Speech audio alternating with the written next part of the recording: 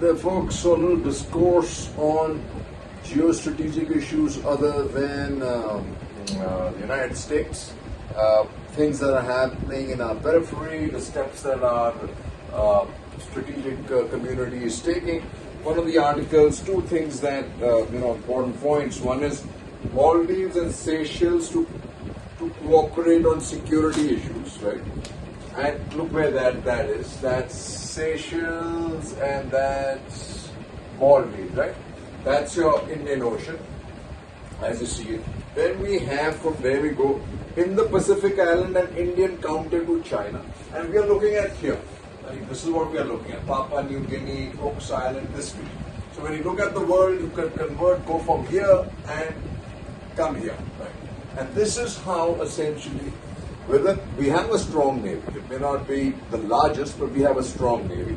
And there's where India's plane, the Indian Pacific Islands, is a big plane.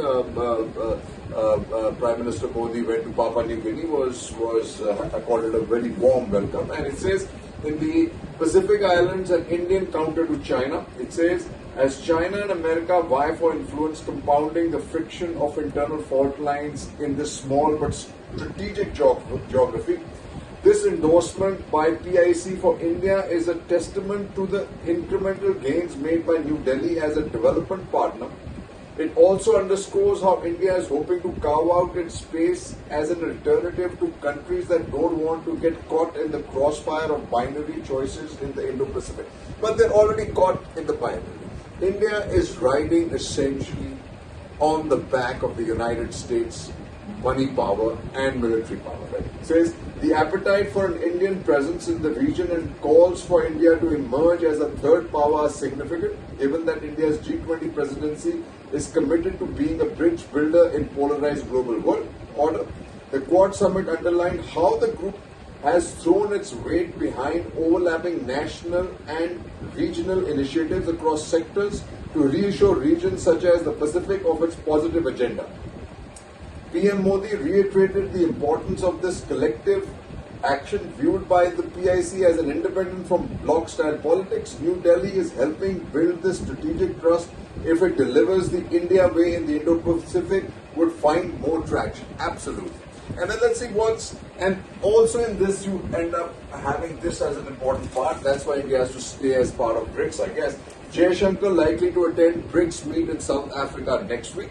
And then let's come to our neighborhood, where we've had some kind of problem all the time. And one of them is Nepal. But better ties now seem a possibility, right? And why I say that is because to better India-Nepal ties, focus on implementation. The Prime Minister was here. India-Nepal ties have for the most part been viewed primarily from a political lens. Prachananda's visit has instead emphasized the economic aspects of the relationship, thus steering the relationship back to normal waters after a stormy interlude. Opposing India has long remained a mainstay of Nepali politics, and the reactions to Prachananda's visits are no different, especially since he raised the stakes of the game. Keep aside the political cacophony, and it is clear that the visit can provide a template for reimagining bilateral ties in a new era. But first, the goal has to be implementation. And also, we've got to be very clear about our domestic politics. Putting that in the new parliament, putting this Akhand Bharat thing, which includes Nepal, bought out a counter from the mayor of Kathmandu, which had all parts of India, including Sikkim and the Chicken's Neck as part of Nepal. Right? You don't want to do that. Controversy in Nepal over defense purchase from China. Obviously, who are they going to use it against except India, right? Nepal PM arriving on 4-day visit on 31st. That happened. India and Nepal inked several MOUs on infra, cross-border energy. Will settle boundary issue, take our ties to Himalayan heights. PM meets Prachananda. And then as Prachananda arrives, focus on economic ties as Ranjit Ray writes. He says, power trade between Nepal and Bangladesh through India will open a sub-regional market for power. It will integrate the regional economies and present a win-win situation. It may even pave the way for trilateral cooperation on projects such as the Kosi High Dam and integrate river basin management between the three countries. With a focus on economic integration, connectivity and project delivery rather than on contentious issues, both countries should look ahead with confidence. Himalayan ties back on track, as somebody writes. He says, Despite China's looming presence and thorny geopolitical issues, Nepal's pragmatism and India's accommodation have bolstered ties, and the show really have, right? Then let's just talk about Pakistan, a big source of worry. Pakistan ex-Premier Imran summoned again in Graft probe. Chaos in Pakistan has raised Ramanathan Kumar. The prospect of a nuclear-powered neighbor imploding should not be an occasion for triumphalism. And that's quite true. The weaponization of religion for achieving political and strategic goals, and incessant meddling by the army in civilian affairs, the obsession with Kashmir, and the posture of perpetual enmity towards India have now come to haunt Pakistan. An ascendance of obstructionist forces may only make Pakistan more irrational, more truculent, and more unpredictable. For India, therefore, heightened caution rather than any form of triumphalism may be more advisable policy to adopt in the circumstance. But the possibility of breakup of Pakistan that should be overlooked, right? Pak-based cartel kingpin behind smuggling of Afghanistan drugs, you can't do that either. Turmoil in Pakistan, Imran arrested. Pakistan street windy, be Iran. What makes the present situation most serious is that it comes layered upon other problems, especially economics. Even by the standard of its past crisis, the situation arising from the arrest of former Prime Minister Imran Khan places Pakistan in a bad place, as written by Manoj Joshi.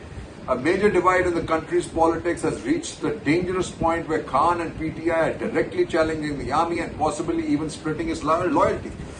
But while we focus there, Pakistan is losing its grip over the Muslim global world, and Prime Minister moves on. In Cairo, Modi and Sisi may elevate ties to strategic partnership. PM Saudi Crown Prince reviews ties with focus on connectivity of defense, and this plays into what's happening in Syria. President Assad off to Saudi for regional summit sealing Syria return to Arab fold. And we should be worried about the relationship between the US and Bangladesh in the upcoming elections. Yeah? Says the US and Bangladesh, India's neighborhood. And here's what we have to worry. The US has issued a visa threat demanding free and fair elections in Bangladesh. Prime Minister Hasina has been a steadfast friend to India. However, the US could be more open to political change in Bangladesh, which is important for us, especially what's happening in Manipur, folks. It's becoming Naga, Mizos, the hill people, Cookies versus the Metis in Manipur. And this could be a conduit of weapons, right? And the other place which is waffling around, but there seems to be obviously a serious intent also moving away from China is the European Union. Now, earlier the player that was most hesitant was Germany, and now it's France. And Germany, on the other hand, is out there willing and open to go against China, right? EU-India tie-up is for global common good. He says Team Europe is mobilizing up to 300 billion of investments worldwide for sustainable and high-quality projects, responding to the needs of partners and ensuring lasting benefits for local communities. India could be one of them. India-EU trade meetings likely to set standards for critical technologies. India-EU Trade and Tech Council's maiden ministers meet tomorrow, and this, along with what's happening with the United States, is very important for India. It's in India's and EU's interest to not let ties falter due to conflict. Absolutely. India to send marching contingent and jets to France for Bastille Day.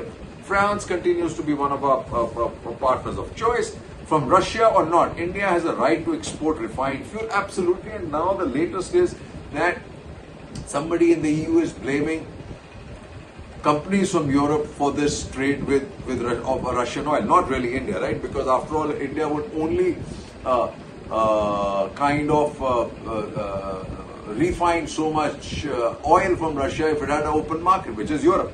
EU Foreign Policy Chief act on India selling fuel made with Russian crude, but it's the driving force is the European Union. As India buys more Russian crude, obscure shipping firm makes it big. Shankar pitches for India's strength at India-EU meet. India, EU, Indo-Pacific nations need candid, regular and extensive talks, says Shankar.